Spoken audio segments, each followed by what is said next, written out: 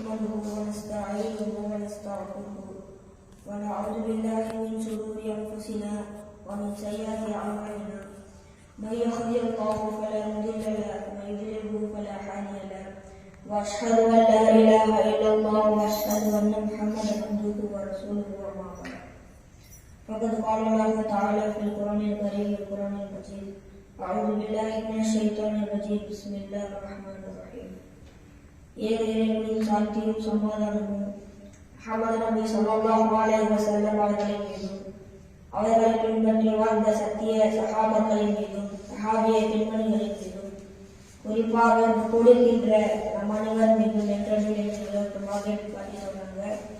எனது சிறிய முறையில் ஆரம்பம் செய்கிறேன். உங்கள் மத்தியில் எனக்கு பேச வழங்கப்பட்ட தலைப்பு நாவே பேசுவோம்.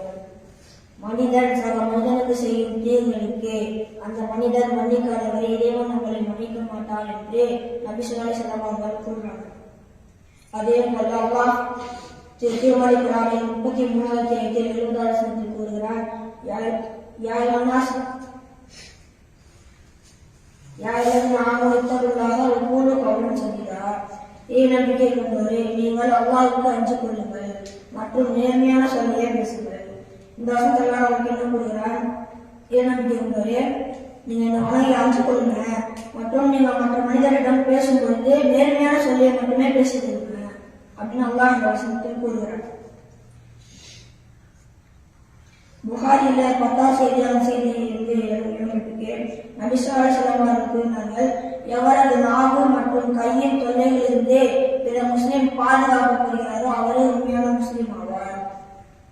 இந்த செயலுக்கு நம்மளுடைய கையும் நம்மளுடைய நாவும் மற்றவங்களுக்கு பாதுகாப்பு இருந்துச்சுன்னா மட்டும்தான் நம்ம முஸ்லீம் ஆக முடியும், இல்லைன்னா முஸ்லீம் ஆக முடியாது என்று இந்த செய்தி மூலமா நமக்கு தெரியுது. அதே போல புகாரில 6428 முன்பின் விளைவை பற்றி சிந்திக்காமல் ஒரு மனிதன் பேசும் வார்த்தைகளின் உச்சகட்டம் அவனை நரகத்திற்கு கொண்டு செல்கிறது.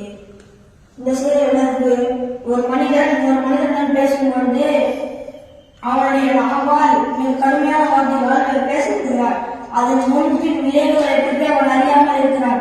எவ்வளவு பெரிய கடுமையான வார்த்தைகள் அவனால் பேச முடியுமோ அந்த அளவுக்கு கடுமையான வார்த்தைகள் அவன் பேசி அந்த மனிதனை காயப்படுத்துகிறார். இதற்கு முன் விளைவு என்ன வருமோ, இதுக்கு பின் என்ன விளைவு வருமோ என்று அவன் அறியாமல் அவன் அந்த வார்த்தைகள் பேசிவிட்டார். அந்த வார்த்தைகள் உச்சகட்டமாக நரகத்தில் கொண்டு பேசியிருக்கிறது. இந்த செய்தி புகாரில 6428 மிகப்பெரிய அற்புடையான நாவின் மூலம் நன்மை அறியாமல் கூட தீமைகளை செய்து நரகத்தில் விழக்கூடாது என்பதற்காகவே நல்லதே பேசி இல்லையே வாய் முடிகிறது நம் இஸ்லாமிய கவலைப்படுது. அல்லாஹ் நம்மளுக்கு மிகப்பெரிய அளவிலான நம் நாவை கொடுத்திருக்கின்றார். இதை நல்ல விஷயங்களுக்கு மட்டுமே அல்லாஹ் பயன்படுத்த சொல்லியிருக்கின்றார். ஆனால் இந்த உலகத்தின் மக்களை என்ன செய்கிறார்கள்? இந்த அற்புடையின் மூலம் எவ்வளவு கடுமையான வார்த்தைகளால் பேச முடியுமோ அந்த அளவுக்கு பேசுகிறார்கள். எந்த விஷயத்துக்காக பயன்படுத்த கூடாதோ அந்த விஷயத்துக்கு பயன்படுத்தி விடுகிறார்கள். அல்லாஹ் நம்மளுக்கு சொல்லியிருக்கிறார், இந்த அற்புடையின் மூலம் நீங்க நல்லதே செய்யுங்கள், தீமை செய்யாதீங்க. ஆனா நம்ம என்ன பண்றோம்? இந்த நாவின் மூலம் தான் நம்ம மற்ற மக்களை காயப்படுத்துறோம், கடுமையான வார்த்தைகளை திட்டுறோம். இது இந்த மாதிரி பேசக்கூடாது என்பதற்காகவே நல்லதை பேசலை வாய் முடிகிறது என்று இஸ்லாமே அந்த கட்டளையிட்டுள்ளது. இதை அந்த மனிதன் சிந்திக்க மாட்டேன். இதை சிந்திக்காமல் அவன் என்னெல்லாம் கூடாது எல்லாத்தையும் பேசுவதை காயப்படுத்தி விடுகிறான். அதான் அல்லாஹ் சொல்லிக்காட்டானே, இந்த மனிதன் மன்னிக்காதே, நான் உங்களை மன்னிக்க மாட்டேன். அவன் மனுஷன் நம்ம அல்லாஹ் இந்த மன்னிப்பு பெற முடியும். அந்த மனிதன் நம்மளை மன்னிக்காவிட்டு அல்லாஹ் நம்மளை மன்னிக்கவே மாட்டான். இதை அந்த மனிதன் எப்போதும் உணர்வதில்லை. இதற்கு முன்பின் விளைவுகளை பற்றி அவன் அறிய கூட மாட்டான். இதற்கு முன் என்ன வருமோ, நம்ம பேசிவிட்டோமே, இதற்கு முன் என்ன வருமோ, இதற்கு பின் நம்ம என்ன ஆக போகிறதோ என்றால் அந்த மனிதன் சிந்திக்க மாட்டேங்கிறான். இதன் விளைவாக அவன் நரகத்தை சந்திக்கிறான். நாம் அந்த மாதிரி இருந்து விடக்கூடாது. அல்லாஹ் நம்ம கட்டளையிட்டபடி நாமே நாம் நல்ல விஷயங்கள் மட்டுமே பயன்பட வேண்டும், மற்ற விஷயங்கள் நாம் பயன்படுத்த கூடாது.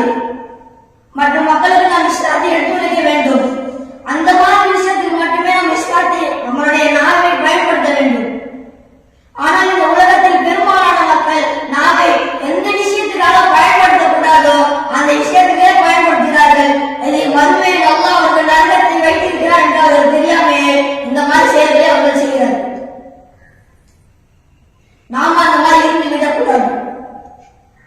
ஆகையினால அல்லாஹ் தந்த மிகப்பெரிய அற்புதமான நாவின் மூலம் பிற மக்களுக்கு நாம் இஸ்லாத்தை எடுத்து வைப்போம். அந்த விஷயத்துக்காக அல்லாஹ் நம்மளுக்கு சொர்க்கத்தை வழங்குவார் என்று கூறி இந்த உரையை முடித்துக் கொள்கிறேன். அஸ்ஸலாமு அலைக்கும்.